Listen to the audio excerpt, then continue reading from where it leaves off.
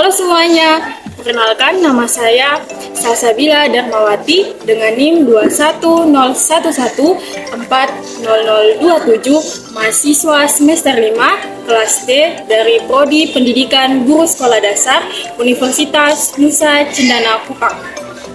Video ini saya buat untuk memenuhi nilai akhir ujian semester mata kuliah pengembangan pembelajaran PKN SD. Video pembelajaran yang saya buat ini menggunakan model pembelajaran PBL atau Problem Based Learning dengan menggunakan sintak-sintak. Untuk lebih lengkapnya, silakan teman-teman simak video pembelajaran yang telah saya buat. Selamat pagi anak-anak. Selamat pagi, Ibu. Bagaimana kabarnya hari ini? Baik, Ibu. Syukurlah kalau kalian semua dalam keadaan yang baik. Ibu berharap kalian semua selalu dalam keadaan yang baik ya. Ya, Ibu. Dan ingat untuk selalu menjaga kesehatan karena kesehatan itu sangat penting. Baik, Ibu. Anak-anak, sebelum kita mulai pembelajaran, terlebih dahulu marilah kita berdoa. Berdoa menurut ajaran dan keyakinan kita masing-masing. Berdoa mulai.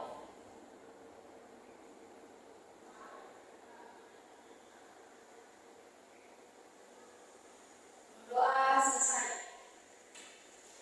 Anak-anak, agar kita nyaman dalam melakukan proses pembelajaran, Ibu minta kepada kalian untuk memperhatikan tempat duduknya.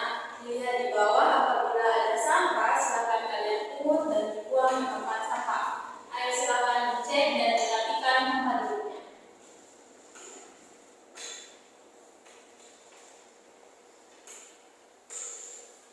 Sudah dicek? Sudah, Ibu. Sudah diperhatikan tempat duduknya? Sudah, Ibu. Oke, baik, bagus juga.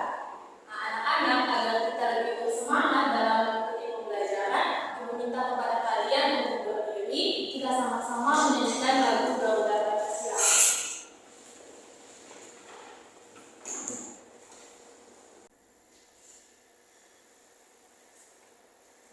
1, 2, 3.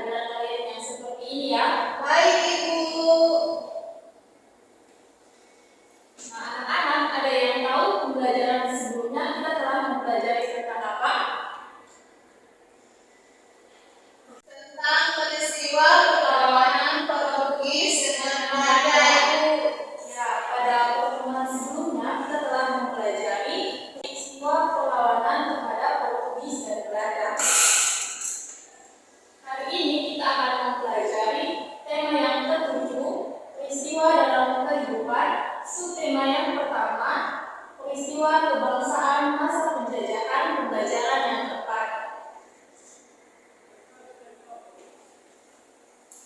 Dengan tujuan pembelajaran yang pertama, dengan membaca teks, peserta didik dapat menjelaskan peristiwa-peristiwa sejarah pada masa awal pergerakan nasional dengan berikut. Yang kedua, setelah diskusi kelompok, peserta didik dapat mempresentasikan kondisi kehidupan masyarakat Indonesia pada masa awal pergerakan nasional di berbagai bidang dengan percaya diri.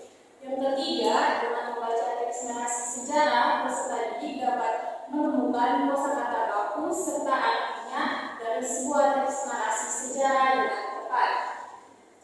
Lalu yang keempat, dengan membaca teks narasi sejarah, peserta didik dapat menemukan informasi penting dari sebuah teks narasi sejarah dengan tepat. Yang kelima, setelah diskusi kelompok, peserta didik dapat menyajikan informasi penting dari teks narasi sejarah dengan percaya diri. Yang keenam, dengan tanya jawab, peserta didik dapat menjelaskan perbedaan antara suku bangsa dengan tepat. Yang ketujuh atau yang terakhir, dengan diskusi kelompok, peserta didik dapat mempresentasikan identitas serta keragaman suku bangsa teman-temannya dengan percaya diri.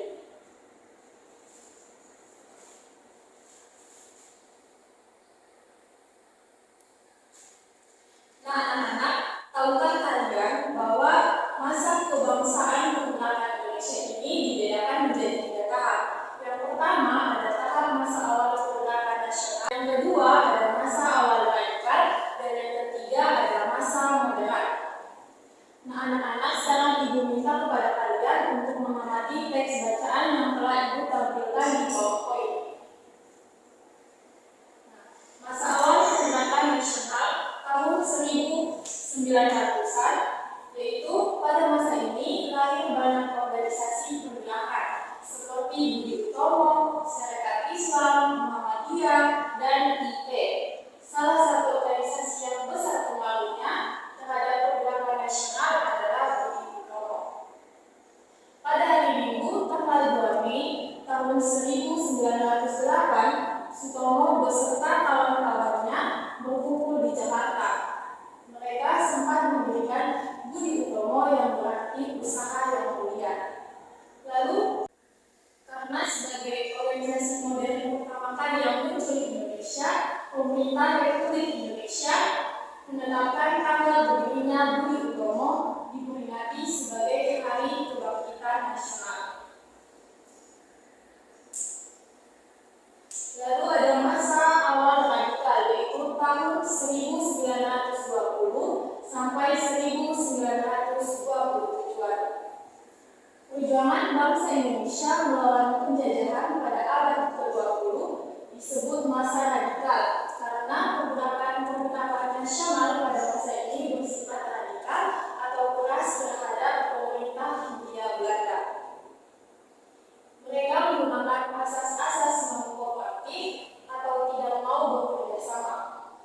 Organisasi-organisasi yang bersifat radikal adalah Perhimpunan Indonesia, Partai Komunis, lalu ada Nahdlatul Ulama, dan Partai Nasional Indonesia atau PNI.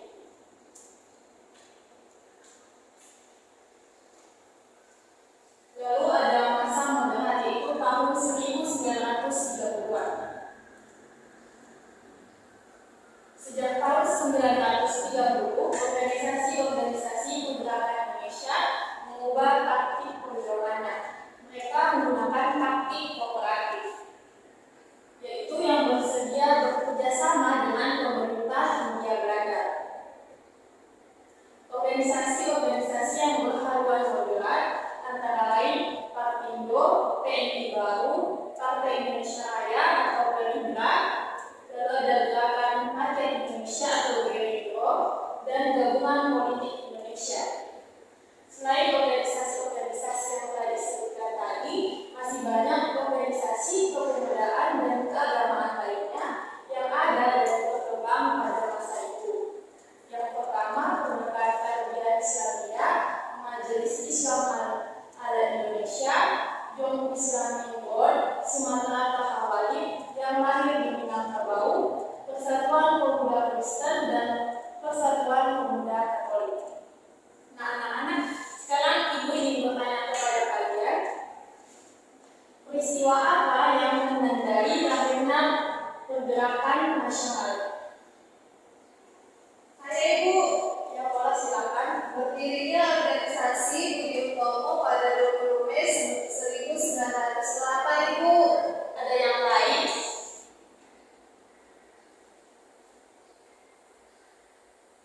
Oke, baik. Jadi jawaban dari Pola itu benar ya, kita untuk Pola. Jadi peristiwa yang menandai lahirnya masa pergerakan nasional yaitu berdirinya organisasi Budi Utomo pada tanggal 20 Mei tahun 1908. Lalu pertanyaan yang kedua, apa saja pembagian masa pergerakan nasional? Saya Ibu. Yang pertama, masa awal pergerakan nasional. Yang kedua, masa awal radikal. Yang terakhir, masa modern. Tepuk tangan untuk Nadia. Jawaban dari Nadia itu betul ya, bahwa pembagian masa pergerakan Indonesia itu terdiri dari 3 bagian. Yang pertama, masa awal pergerakan nasional.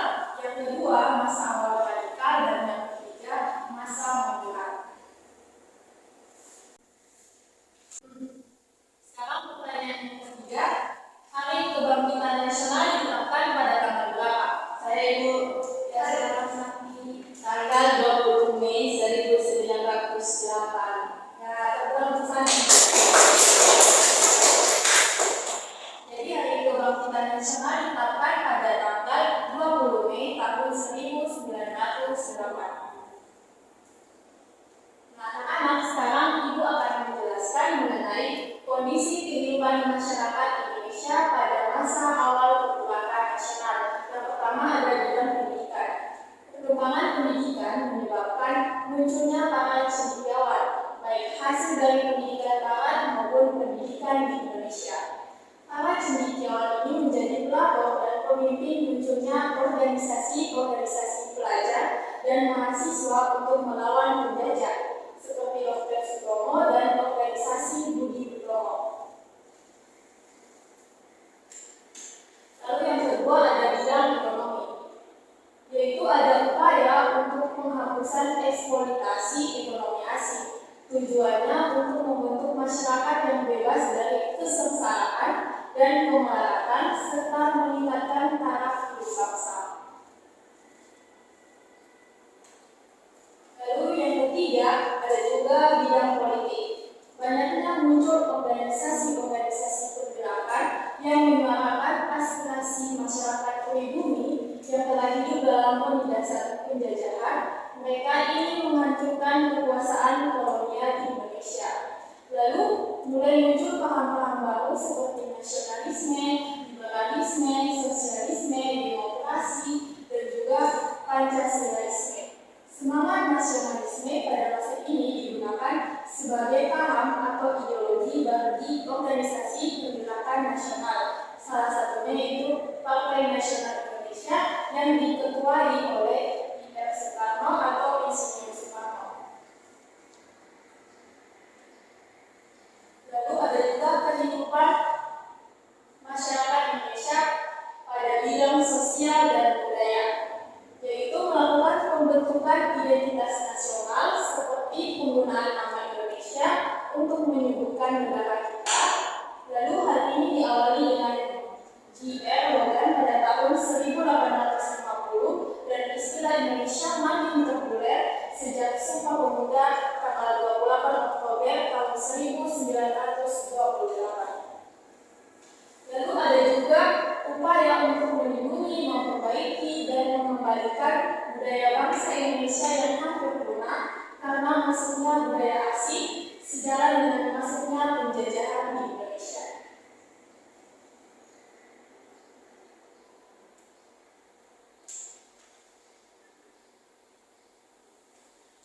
Anak-anak, dari penjelasan Ibu tadi ada yang belum memahami? Kalau belum ada, silakan bertanya.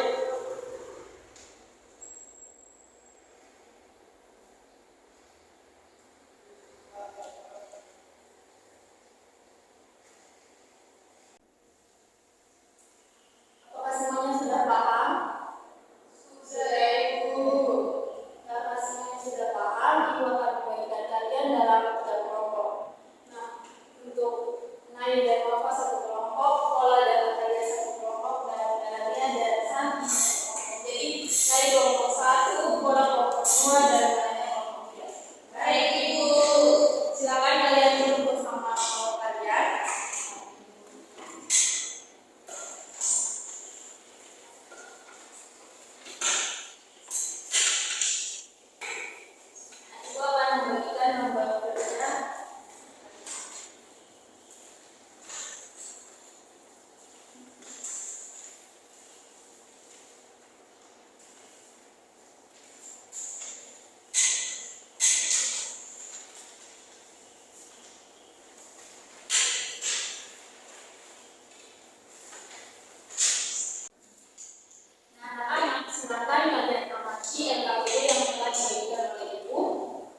Ibu akan menjelaskan bagaimana cara pengerjaan LKPD.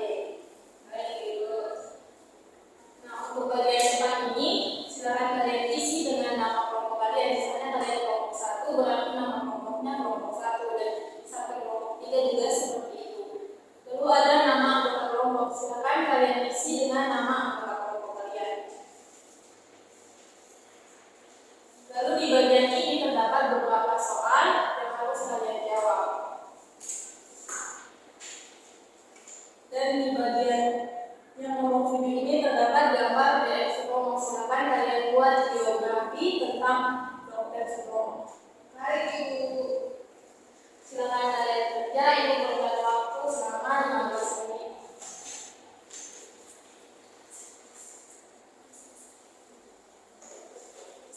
Kalau ada yang tidak dipahami, silakan kalian tanyakan.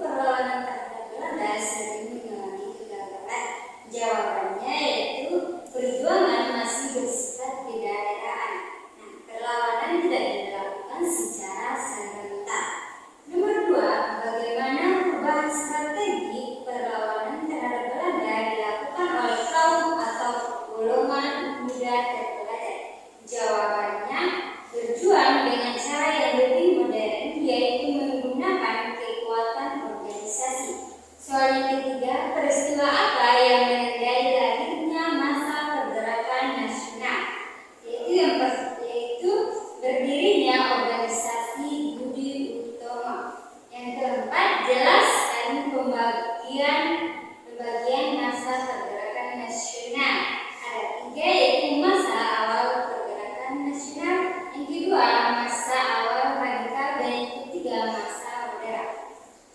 Yang kelima, peristiwa apa yang menjadi latar belakang ditetapkannya Hari Kebangkitan Nasional? Jelaskan. Jawabannya, berdirinya Budi Utomo pada tanggal 20 Mei 1908 oleh DR Suetomo dinilai sebagai awal gerakan untuk mencapai kemerdekaan Indonesia, sehingga tanggal berdirinya Budi Utomo ditetapkan sebagai Hari Kebangkitan Nasional.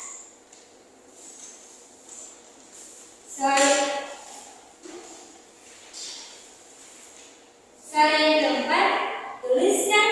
Soal yang keenam, tuliskan secara singkat tentang perjuangan DR Sutomo dalam menghadapi penjajahan. Yang jawabannya, membentuk sebuah organisasi modern dan menjadi pelopor berdirinya Budi Utomo. Yang ketujuh, buatlah biografi dan kisah perjuangan DR Sutomo. Jawabannya, nama tokoh Dr. Suetomo, asal tokoh Nganjuk, Jawa Timur, bentuk perjuangan melalui organisasi modern dan menjadi pelopor berdirinya Budi Utomo. Dampak perjuangan terjadinya pergerakan nasional menjadi tanggal awal masa pergerakan nasional dan menandai. Soal yang bagian kedua, yang pertama, pengaruh perkembangan dan keadaan masa munculnya rasa kebangsaan terhadap kehidupan masa kemerdekaan hingga sekarang di bidang pendidikan.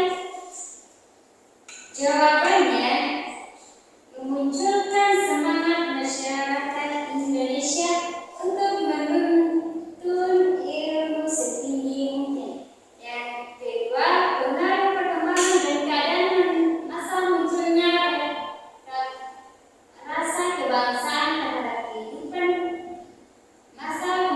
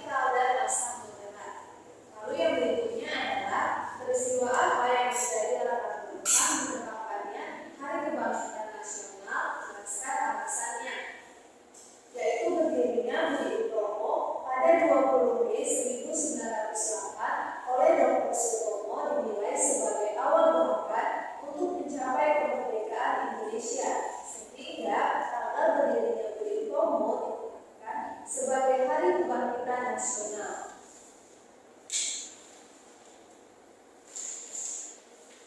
Yang berikutnya yaitu tuliskan secara singkat tentang perjuangan Dr. Sutomo dalam menghadapi penjajah. Di sini kami mengambil ada dua perjuangan Dr. Sutomo, yaitu yang pertama membentuk sebuah organisasi moderat dan yang kedua menjadi pelopor berdirinya Budi Utomo. Yang berikutnya adalah buatlah biografi dan kisah perjuangan Dr. Sutomo. Yang pertama kami membuat nama tokohnya yaitu Dr. Sutomo. Lalu asal tokoh berasal dari Nganjuk, Jawa Timur, dengan bentuk perjuangannya yaitu perjuangan melalui organisasi moderat dan menjadi pelopor berdirinya Budi Utomo. Lalu dampak perjuangannya terhadap pergerakan nasional ialah menjadi babak awal masa pergerakan nasional dan menandai era kebangkitan nasional. Nah, untuk yang berikutnya yaitu pengaruh perkembangan dan keadaan masa munculnya rasa kebangsaan terhadap kehidupan masa kemerdekaan hingga sekarang di bidang pendidikan, yaitu yang pertama memunculkan semangat masyarakat Indonesia untuk menuntut ilmu setinggi mungkin. Lalu yang kedua, pengaruh perkembangan dan keadaan masa munculnya rasa kebangsaan terhadap kehidupan masa kemerdekaan hingga sekarang di bidang ekonomi, yaitu peningkatan taraf kehidupan masyarakat Indonesia. Yang berikutnya adalah pengaruh perkembangan dan keadaan masa munculnya rasa kebangsaan terhadap kehidupan masa kemerdekaan hingga sekarang di bidang politik, yaitu memberitakan sebuah kebebasan dalam berpendapat. Dan yang keempat, pengaruh perkembangan dan keadaan masa munculnya rasa kebangsaan terhadap kehidupan masa kemerdekaan hingga sekarang di bidang sosial dan budaya, yaitu menimbulkan rasa cinta tanah air, cinta terhadap panggung ciri bangsa Indonesia, dan moral atau menyaring bangsa penjajah. Baik, sekian materi diskusi yang bisa kami sampaikan. Selanjutnya saya kembalikan kepada Ibu Guru. Tepuk tangan untuk kelompok dua.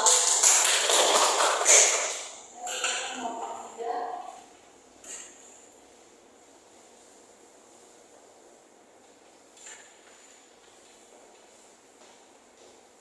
Baik, terima kasih atas kesempatan yang kami peroleh. Di sini kami dari kelompok 3 akan mempresentasikan hasil diskusi kami.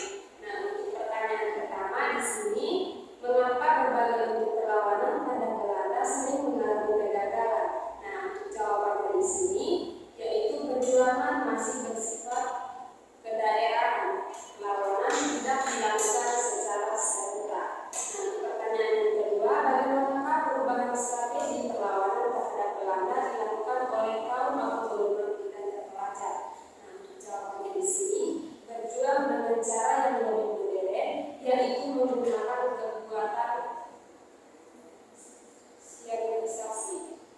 Yang ketiga, peristiwa apa yang menandai lahirnya masa pergerakan nasional? Nah, di sini jawabannya, berdirinya organisasi Budi Utomo. Pertanyaan yang keempat, jelaskan pembagian masa pergerakan nasional. Nah, jawabannya di sini ada 3. Yang pertama, masa awal pergerakan nasional. Yang kedua, masa awal radikal. Dan yang terakhir yaitu masa modern. Nah, untuk pertanyaan yang kelima, peristiwa apa yang menjadi latar belakang ditetapkannya dari kebangkitan nasional? Jelaskan alasannya. Nah, di sini alasannya, berdirinya Budi Utomo pada 20 Mei tahun 1908 oleh Dr. Sutomo dinilai sebagai awal gerakan untuk mencapai kemerdekaan Indonesia, sehingga tanggal berdirinya Budi Utomo ditetapkan sebagai Hari Kebangkitan Nasional. Nah, untuk pertanyaan yang ke-6, yang kelima, peristiwa apa yang menjadi latar belakang ditetapkannya Hari Kebangkitan Nasional? Nah, di sini membentuk sebuah organisasi modern dan menjadi pelopor berdirinya Budi Utomo. Pertanyaan yang terakhir, buatlah biografi dan kisah perjuangan dari Sutomo. Nah, biografi dari Sutomo di sini, yang pertama untuk namanya di sini, nama tokoh Dr. Sutomo, asal tokoh Nganjuk, Jawa Timur.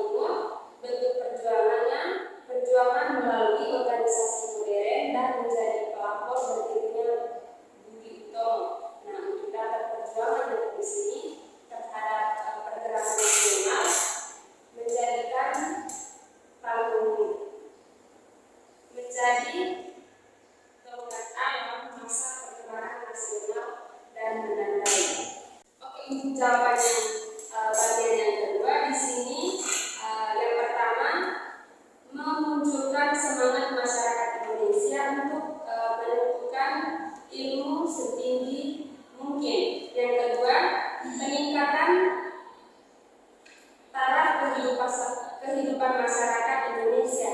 Yang ketiga, memberikan sebuah keberhasilan dalam berpendapat.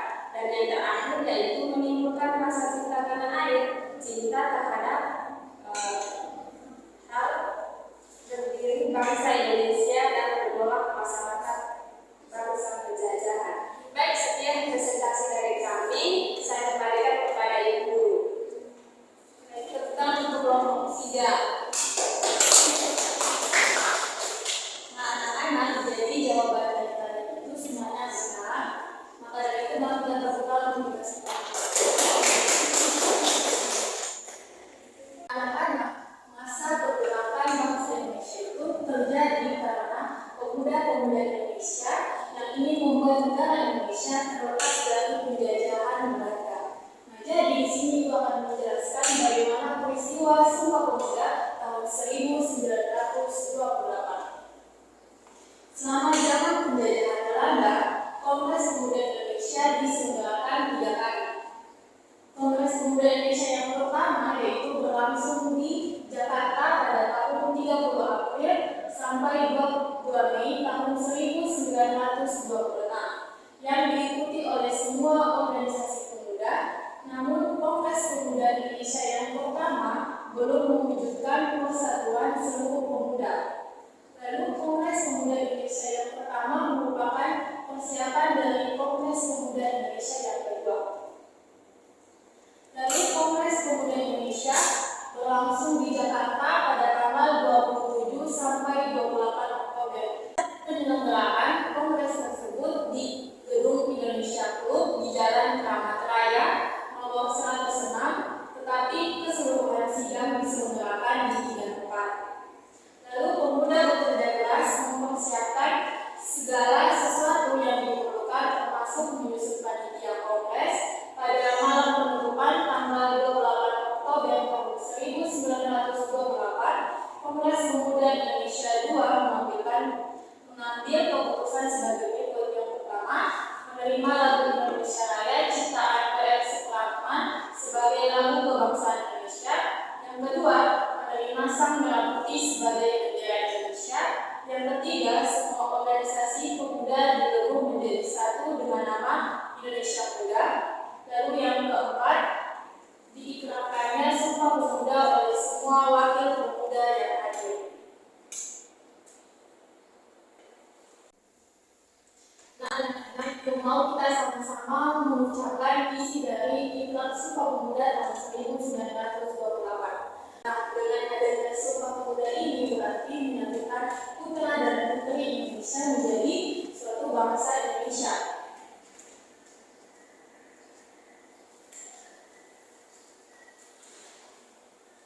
Nah, sekarang Ibu akan menjelaskan perbedaan antara satu suku dan suku lainnya. Yang pertama ada adat istiadat. Setiap suku bangsa pasti memiliki adat istiadat tertentu, yaitu meliputi upacara adat dan kebiasaan-kebiasaan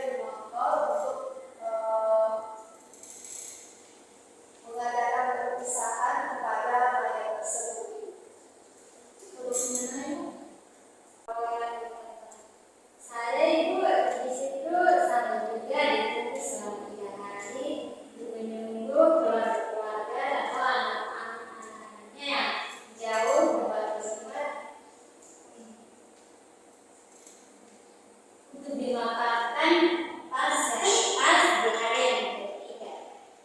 Oke, baik. Nah, dari perbedaan-perbedaan yang telah disampaikan oleh kakak kalian, berarti menunjukkan perbedaan kebudayaan yang tampak dari pola perilaku atau gaya hidup. Nah, misalnya pola perilaku orang Batak yaitu suka berbicara terus terang sehingga terkesan tegas dan keras. Nah, sama juga seperti orang NTT.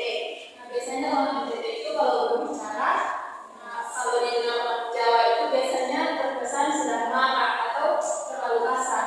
Lalu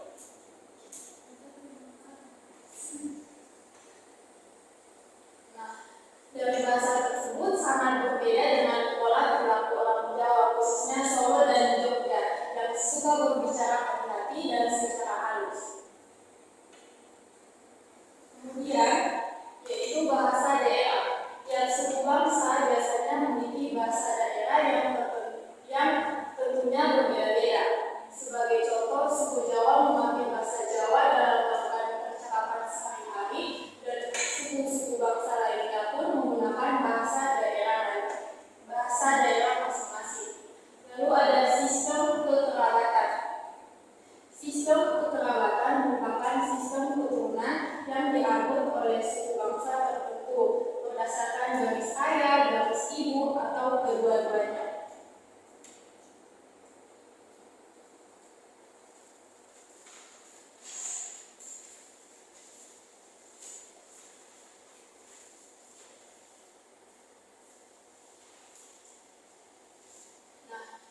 Dari penjelasan dari tadi ada yang belum memahami, kalau belum bisa bertanya.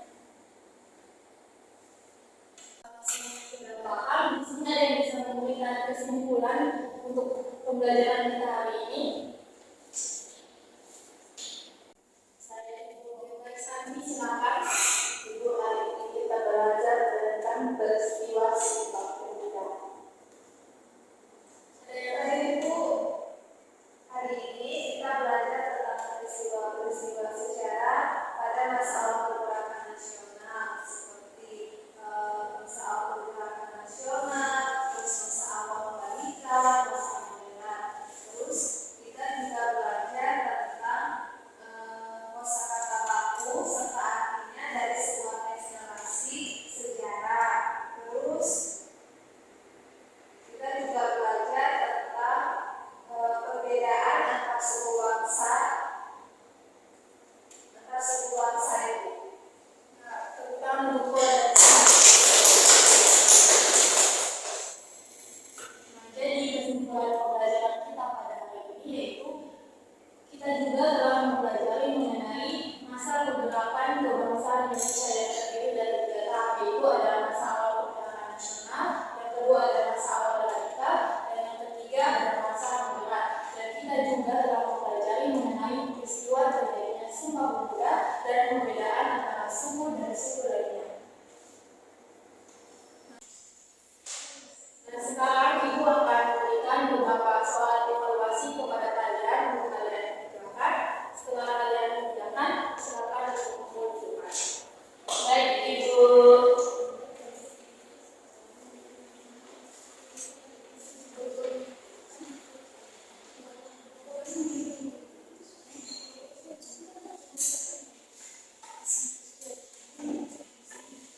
Silakan kalian kerjakannya masing-masing. Nah, tempat duduknya di